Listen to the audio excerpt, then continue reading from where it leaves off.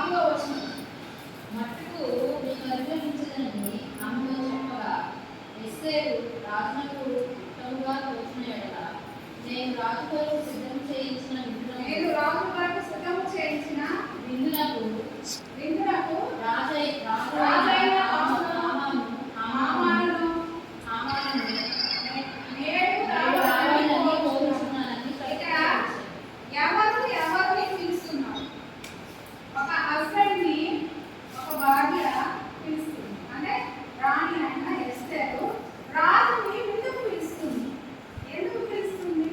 ఎలా పిలుస్తుంది అని చూసుకుంటే బైబిల్ గ్రంథంలో 66 పుస్తకాల ఆహ్వానించడం మీద రాయబడినప్పుడు ఆ 2 స్థానాలు మనకి దేవుడు ఎందుకు ఇచ్చాడు అంటే మనము బలహీనులము అయినప్పటికీ బలవంతులము, మనము అజ్ఞానులము అయినప్పటికీ జ్ఞానవంతులము.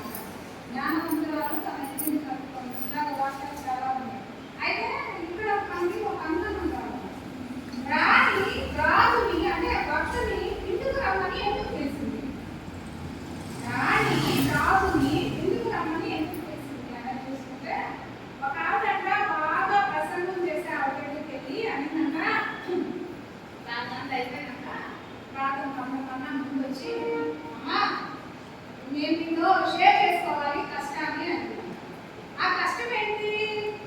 తన భర్త కనబడినట్లేదమ్మా, నా భర్త నేను చెప్పిన మాట వినట్లేదు కాబట్టి నేనేం చేయాలి అన్నమాట.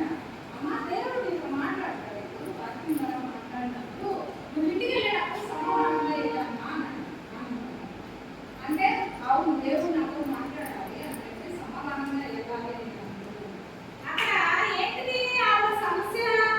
తన భర్త తన మాట వినలేదు.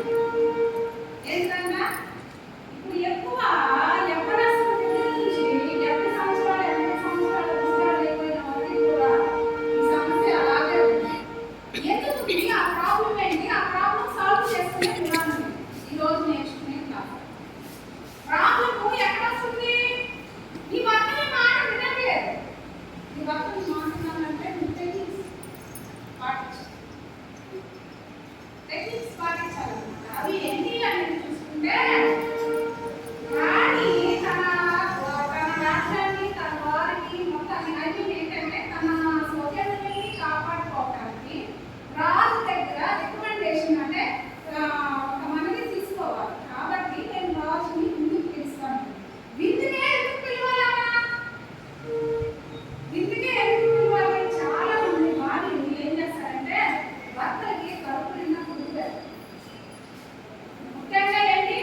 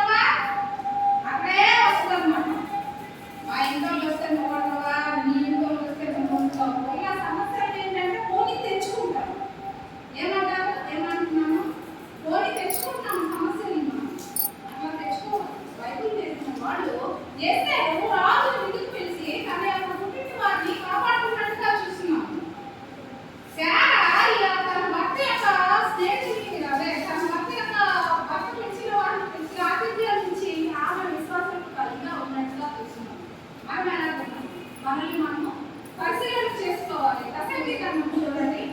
ప్రసంగి గ్రంథము 5వ అధ్యాయము